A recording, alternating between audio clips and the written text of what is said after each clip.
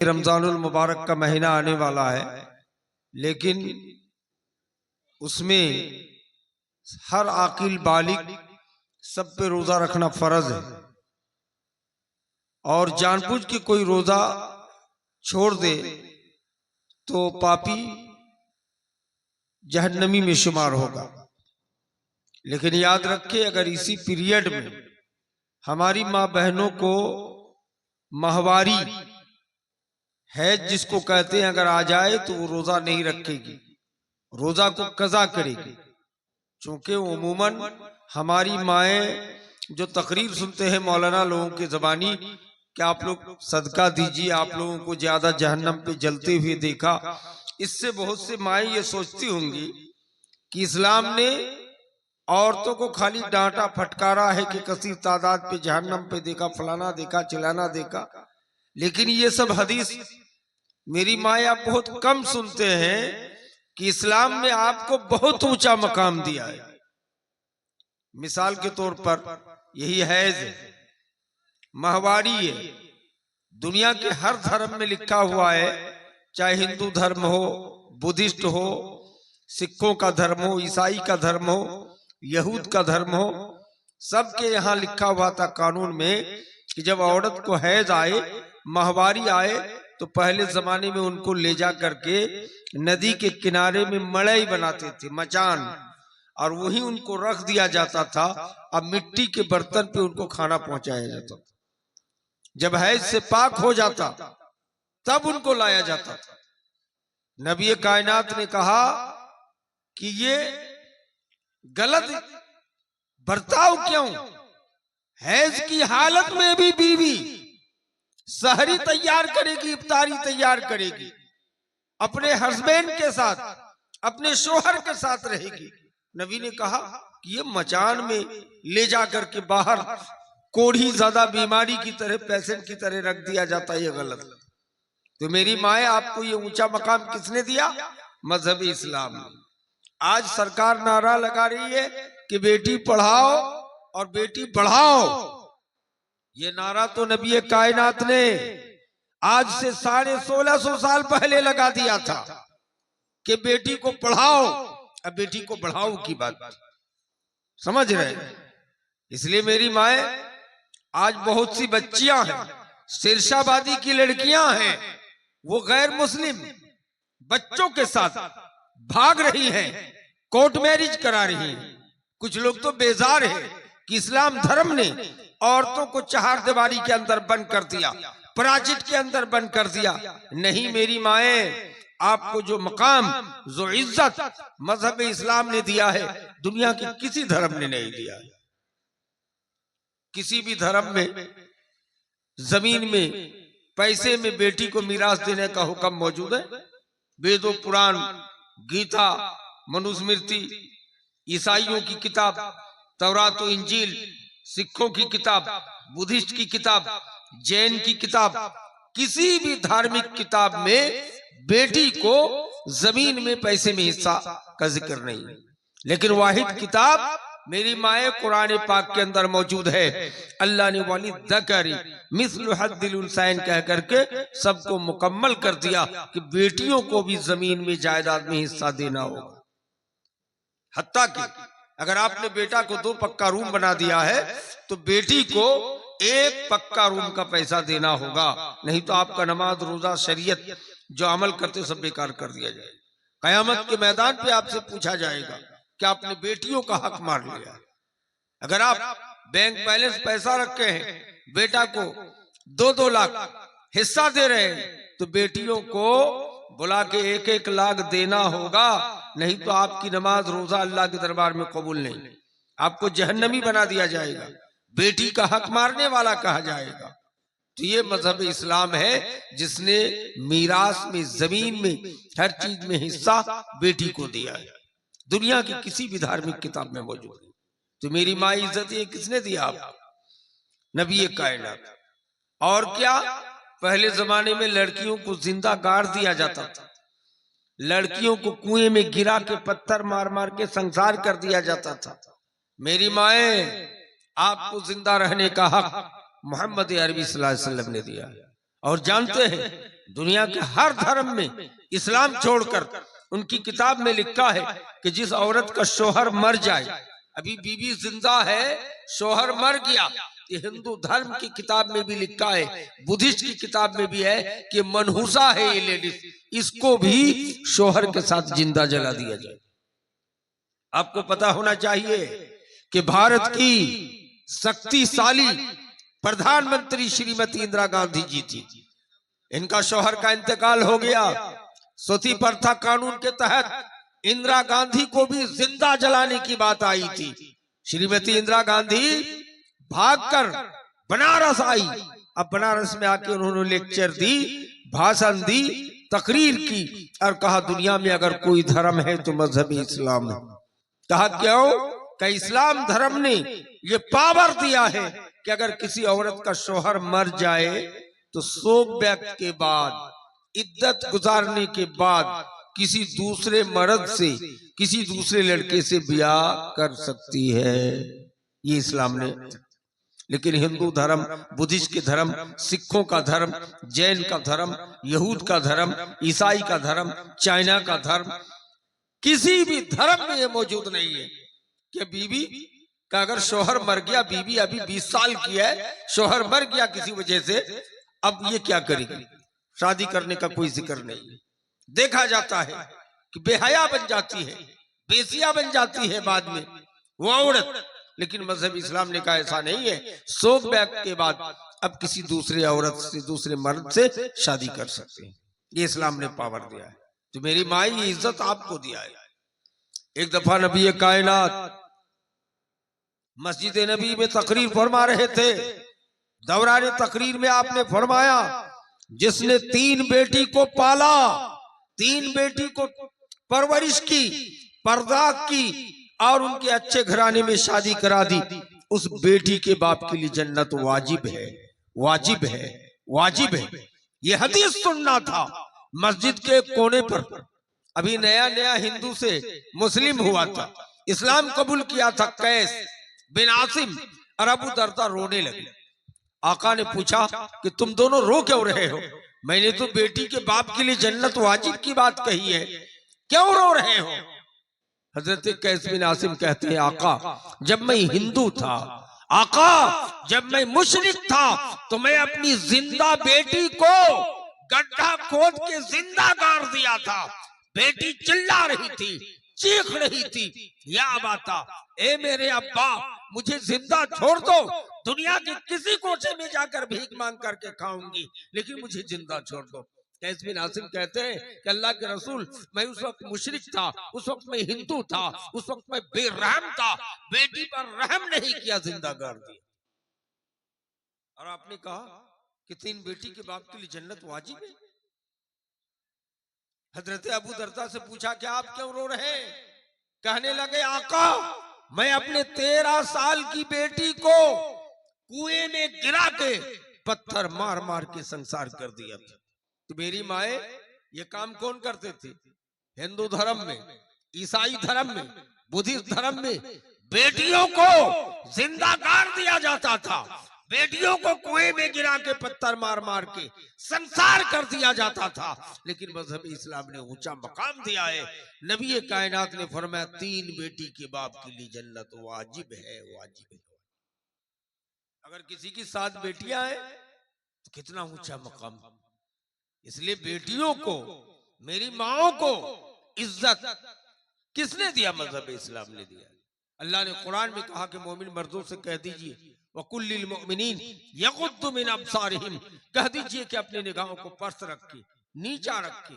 और दूसरी जगह फरमाया कि वकुल्लिल मुमिनात यगुद्दुना मिन अब्सारिहिन्ना, मोमिना औरतों से भी कह दीजिए कि अपनी निगाहों को पस्त रखे, नीचा रखे। दलील बुखारी मुस्लिम की रवायत है, नबी सल्लल्लाहु अलैहि वसल्लम ऊंट पे सवार होकर चल रहे हैं, नबी के पीछे रदीफ, रदीफ माने सट के, नबी के पीछे नबी के चचेरे भाई अब्बास का बेटा हजरत फजल, फजल बिन अब्बास बैठे हैं। एक लड़की आई, नबी से फतवा पूछने लगी। नबी कायनात सल्लल्लाहु अलैहि वसल्लम फतवे का जवाब दे रहे हैं और अपने चचेरे जवान फजल बिन अब्बास, चचेरे भाई की नकलो हरकत को देख रहे हैं। तो उस लड़की की तरफ टकटकी लगा के देख रहे हैं। नबी फतवे का जवाब दे रहे हैं और अपने चचेरे भाई जो पीछे बैठे हैं फजल बिन अब्बास उनके चेहरे को मोड़ दिया कि तुम लगा के एक लड़की की तरफ नजर कर रहे हो, ये गलत है। किसी अजनबिया लड़की को देखते रहना नहीं चाहिए, गलती से नजर पड़ जाए, नजर फुजा, अचानक की नजर तो माफ है, लेकिन तुम टकटकी लगा के देख रहे हो, ये गलत है, यहाँ की जिना है। फजल बिन अब्बास को नबी ने पीछे मोड़ दिया। मेरे भाइयों, बुजुर्गों, दोस्तों, ये ऊंचा मकाम मजहब इस्लाम ने आपको दिया है, आपको भी समझाने की जरूरत है, लेकिन थोड़ी गलतियां हैं। गलती क्या है? आज के मॉडर्न दौर में बेटा बेटी की शादी को हमने मुश्किल कर दिया, उसमें 1 लाख 2 लाख 10 लाख करके पैसा लेते हैं। पूरी दुनिया के मौलवी उलेमा मुहद्दिसीन जानते हैं कि जहेज के तौर पे पैसा गिन के लेना या गाड़ी घोड़ा जब्र करके लेना, ये सब चीजें हराम है, हराम है। बाज उलेमा ने कहा ये ऐसे ही हराम है जैसे सुअर कुत्ते का गोश्त हराम है, इसी तरह से हराम है। इसके बावजूद ये बंद नहीं हो रहा है। किताबें लिखी गई है कि रस्म बारात, रस्म मुशरिकाना, फिर भी हम बाराती जा रहे हैं। गाड़ी उलट जाए, गिर जाए, मर जाए, फिर भी बारात जाए। हालांकि नबी सल्लल्लाहु अलैहि वसल्लम की सुन्नत में ये बारात का जाना नहीं है। अच्छे अच्छे उलेमा आए, 400 बारात आए हुए हैं और कहते हैं शादी सुन्नत के मुताबिक पढ़ाइए, लड़की के पास जाके कबूल कराने की जरूरत नहीं है, हदीस से साबित नहीं है। ठीक है, अच्छी बात है, लेकिन 450 बारात लेके आए हो, 100-150 गाड़ी लेके आए हो, ये किस हदीस से साबित? इसलिए मेरे भाई इससे तौबा कीजिए। और एक बात बता के खत्म करूंगा। अल्लामा इब्न तैमिया रहमतुल्लाह अलैह अहले हदीस के बड़े इमाम थे, इनके नाम पर मशरिकी चंपारण में जामियतुल इमाम इब्न तैमिया मदरसा खोला गया अल्लामा इब्न तैमिया के नाम से। वहां के फारिगीन को तैमी कहलाते हैं। मेरे भाई, अल्लामा इब्न तैमिया ने अपनी किताब में लिखा है कि पैसा कौड़ी से भी खतरनाक जहेज यह है कि हर लड़का कहे कि मैं सुंदर लड़की से शादी करूंगा। आजकल ये मॉडर्न दौर में ये हवा चली है, ये सिस्टम चला है। हर गार्जियन कहता है कि मौलाना एक लड़की का पता बताइए, बेटा की शादी करानी, लड़की खूबसूरत हो, डील डोल हो, देखने में हेमा मालिनी की पोती की तरह हो। जरा गौर कीजिए, हर एक अगर खूबसूरत और सुंदर लड़की को शादी कराओगे तो जो गांव की काली लड़की है, जो थोड़ा कम खूब सुंदर है, जो अच्छी कम है, उसको किसके लिए छोड़ोगे? सबको सुंदर चाहिए, सबको अच्छी चाहिए। नहीं दोस्तों, शायर कहता है हुस्ने सूरत चंद रोजा, हुस्ने सीरत मुस्तकिल, उससे खुश होता है निगाहें, इससे खुश होता है दिल।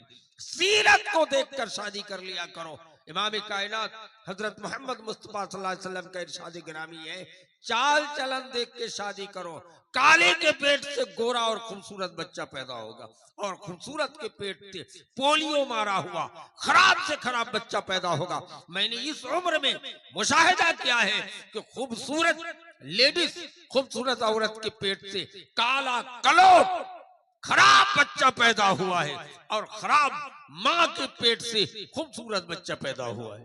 मेरे भाई, इसलिए इसका ना करो। शियों का एक चैनल है जिसमें अल्लाह की शिकायत करते हैं वो लोग, नौजुबिल्लाह। क्या शिकायत करते हैं? कहते अल्लाह ना इंसाफ है। कहा क्यों? एक को सुंदर बना दिया, एक को लंगड़ा बना दिया, एक को लूला बना दिया, एक को नाबीना बना दिया, एक को अरबपति बना दिया, और एक को इतना गरीब बनाया है कि कपड़े मुयस्सर नहीं। तो अल्लाह की गलती नहीं है?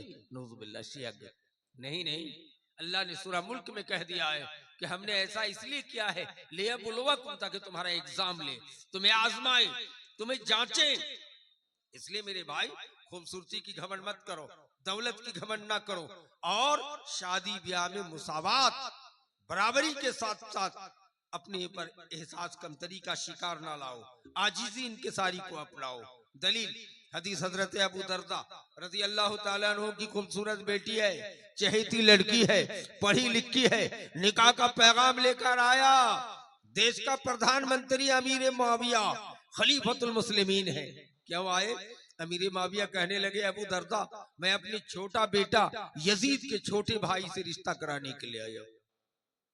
अगर आपकी बेटी का रिश्ता कोई एमएलए का बेटा से आ जाए, लड़का पढ़ा लिखा हो, खूबसूरत हो, विधायक साहब आ जाए, तो आप कितना खुश होंगे कि हमारी बेटी की क्या औकात।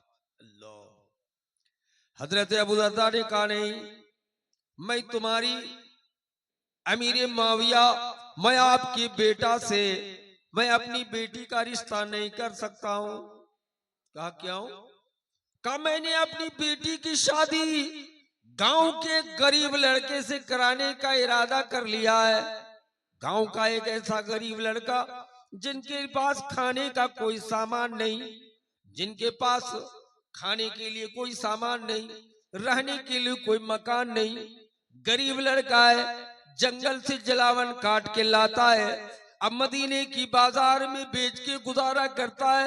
मैंने उस लड़के से दीन की बुनियाद पर, धर्म की बुनियाद पर अपनी बेटी का रिश्ता कराने का आज़म कर लिया है।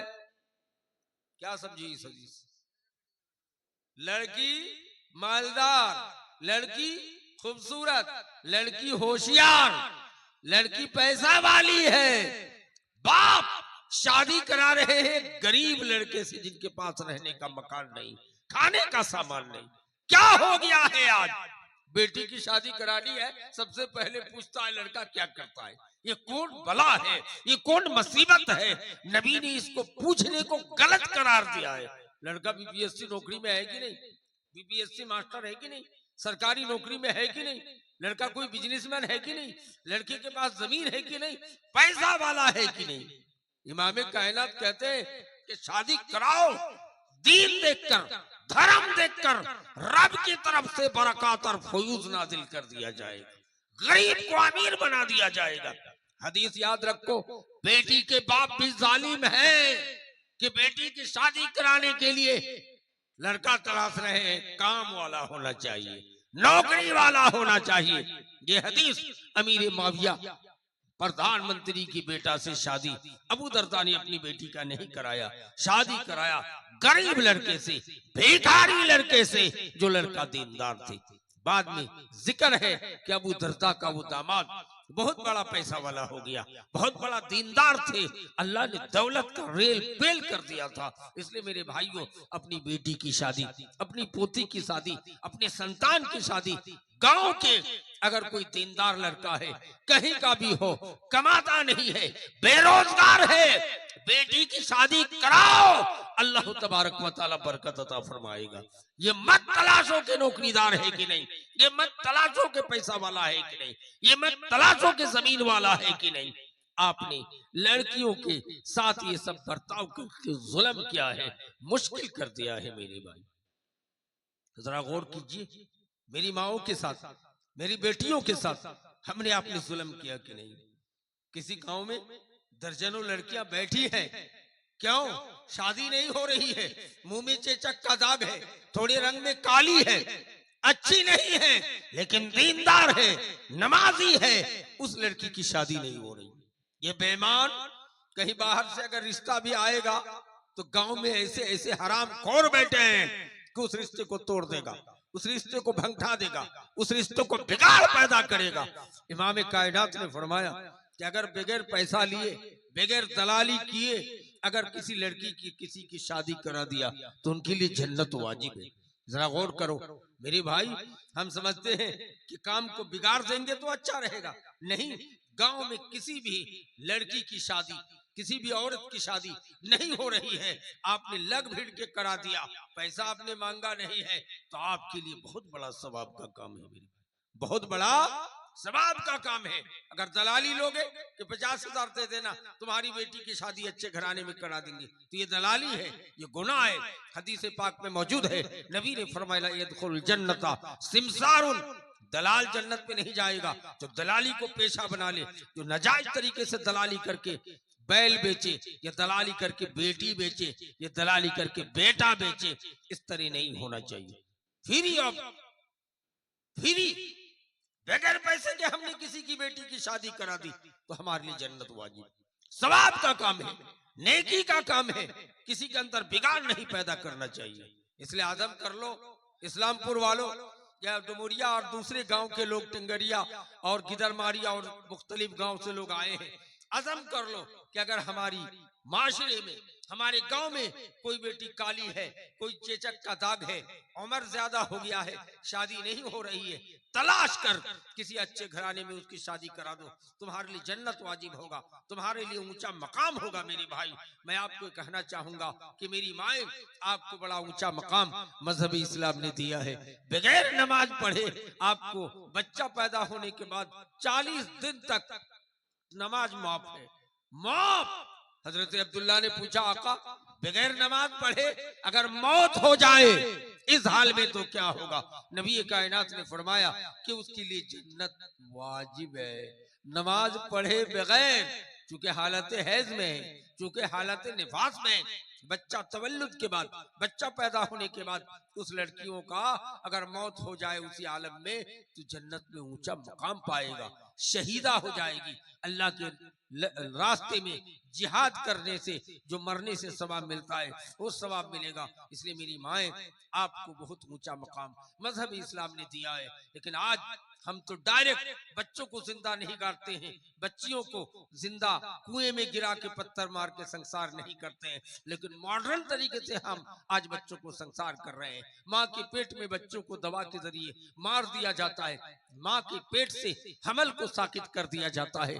कुरान ने अल्लाह जिक्र किया है कि वो इदल मऊदतु सुइलत बिअय्यि ज़ंबिन क़ुतिलत, क़यामत के मैदान पे पूछा जाएगा कि आओ डॉक्टरों, आओ जिम्मेदारों जिन्होंने बच्चियों को लड़कियों के मां के पेट में दवा दे करके या वाश करा के ऑपरेशन करा के बच्चों को गिरा देने का काम किया है। पहले जमाने में काफिर मुशरिक लोग बच्चे को कुएं में गिरा के पत्थर मार मार के संसार करते थे, बच्चियों को जिंदा गाड़ देते थे। आज के मॉडर्न दौर में कुएं में नहीं गिराया जा रहा है, माँ के पेट से बच्चों को वाश करा के जिंदा गाड़ दिया जाता है। अल्लाह कुरान में कहता है कि वो इदल मऊदतु सुइलत बिअय्यि ज़ंबिन क़ुतिलत, क़यामत के मैदान पे पूछा जाएगा कि तुमने इस बच्चे को माँ के पेट में क्यों मार दिया था। इसलिए मेरी माए, मेरी बच्चियां जो गैर कौम के साथ भाग रही हो, नहीं भागो। बहुत से सिरशाबादी बच्चियां हैं एमबीबीएस डॉक्टर बन गई। एक सिरशाबादी ऐसा भी है कहता है कि मेरी बेटी एमबीबीएस डॉक्टर है। सिरशाबादी में जोड़ा मिलना मुश्किल है, मेरी बेटी हीरोइन की तरह है। खबर मिलती है कि उनकी बेटी कुछ दिनों के बाद पटना हाई कोर्ट में किसी राजपूत हिंदू लड़के से कोर्ट मैरिज करा लेती है। कितना अफसोस की बात है, अफसोस का मकाम है। कोई जरूरी नहीं है कि बेटी एमबीबीएस डॉक्टर हो तो दामाद भी एमबीबीएस होना चाहिए। मेरे भाई, बेटी पढ़ी लिखी है, किसी गरीब लड़के से, साधारण दीनदार लड़के से शादी करा के देखना, खुश दिली से अल्लाह बरकत अता फरमाएगा, अल्लाह फयूज नाजिल कर देगा। मेरी माए, आपको आखिरी पैगाम देके जाना चाहूंगा कि आप के साथ मजहब इस्लाम ने बहुत बड़ा एहसान किया है। आपको बगैर नमाज पढ़े दर्जनों जगह में बेहतर से बेहतर मकाम और सवाब देने का काम किया है। मेरे भाई, आपको मजहब इस्लाम ने निहायत ऊंचा मकाम दिया है जो दुनिया के किसी धर्म ने नहीं दिया है। आपको दुनिया में जीने का हक दिया है, आपको दुनिया में रहने का और जिंदगी गुजारने का जो उसवा है वो नबी कायनात ने दिया है। इसलिए मेरी माए, आप इस्लाम से खुश हो जाइए और हजरत उमर की तरह कहिए, रदीतु बिल्लाहि रब्बन व बिल इस्लामी दीना व बि मुहम्मद रसूला। मैं इस्लाम को इस्लाम धर्म पाकर के खुश हूँ, नबी को मोहम्मद सल्लल्लाहु अलैहि वसल्लम को रसूल पाकर खुश हूँ, मैं किताब अल्लाह की किताब कुरान को पाकर के खुश हूँ। ऐसा कहिए और आज़म कीजिए कि हम मर जाएंगे लेकिन हम किसी गैर के साथ अपनी बेटी की शादी नहीं कराएंगे। बच्चियों, भागो नहीं। और एक हदीस सुन के खत्म करता हूँ। एक काले कलोट साहबी है, शादी नहीं हो रही है, मुंह में चेचक का दाग है, कोई बेटी देने के लिए तैयार नहीं है। नबी की खिदमत में आके अर्ज करता है, आका मेरी शादी कैसे होगी? मक्का मदीने में कोई बेटी देने के लिए तैयार नहीं है। मेरी सूरत देखकर ये मुंह में चेचक का दाग, काला संथाल मुजहर की तरह शक्ल देखकर कोई तैयार नहीं। इमाम कायनात ने भेज दिया कि जाओ फलाना सेठ के घर में। सेठ के घर में जाके बैठ गए। सेठ जी बाहर निकले, कहा क्यों आए हो? कहा शादी करने के लिए आया हूं आपकी बेटी को देखने। चूंकि शादी में जो ब्याह करेगा उसी का देखना सुन्नत है, आप जानते हैं ना। और ये जो साथ में हम लोग चचा, भाई, बाप, जीजा जी, खानदान के लोग जाते हैं, ये देखना हदीस से साबित नहीं है, शरीयत से साबित है कि जो शादी करेगा उन्हीं को देखेगा। और एक हदीस, एक नौजवान आए, कहा अल्लाह के रसूल मैं ब्याह करना चाहता हूँ। कहा देखे हो फलाना की बेटी को? कहा नहीं। कहा देख क्या हो? देख क्या आया? कहा पसंद है। कहा पसंद है। नबी ने लड़की के बाप को बुलाया, कहा ये लड़का पसंद है आपकी बेटी को, क्या शादी कराओगे? कहा तैयार हूं। नबी वहीं खड़े हो गए, कोई लाल टोपी नहीं, कोई सेहरा का कपड़ा नहीं, कोई अलग से शेरवानी नहीं पहनाए गए, वही मस्जिद नबी में नबी खड़े हो गए और खास खुतबा पढ़ने के बाद निकाह पढ़ा दिए और कहा इनको महर में कुछ दे देना। और लड़के को समझा दिया कि औली मौलवी बिशा, एक छोटी मोटी बकरी ज़बा करके वलीमा का भोज खिला देना। ये लंबा चौड़ा भोज नहीं है कि 10,000 आदमी को दावत देकर यहाँ से डुमरिया बालू घाट तक लाइन लगा दो।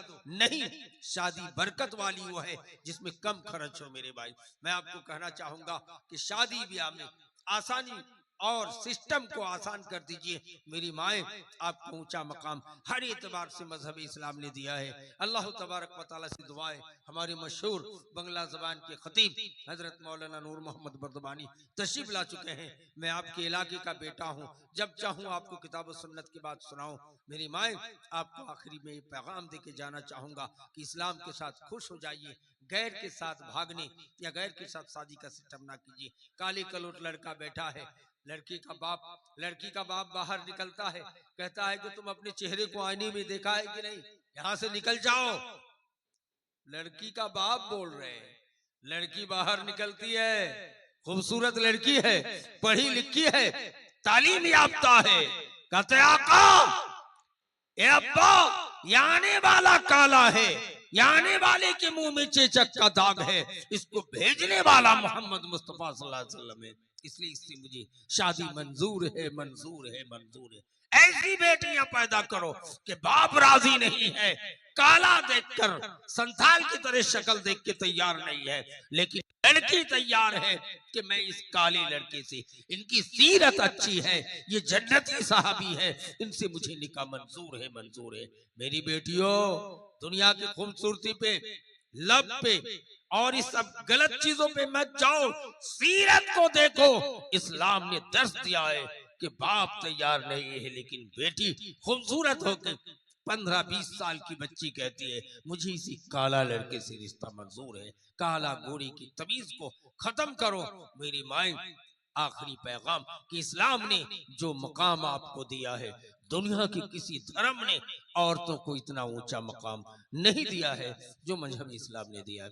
अल्लाह ताला से दुआ है, बारी इलाहा हम तमाम मुसलमानों को, हमारी माँ और बहनों को औरतों का मकाम जो इस्लाम ने औरत का मकाम दिया है, उस मकाम को समझने और उस पर अमल करने की तौफीक अता फरमाए।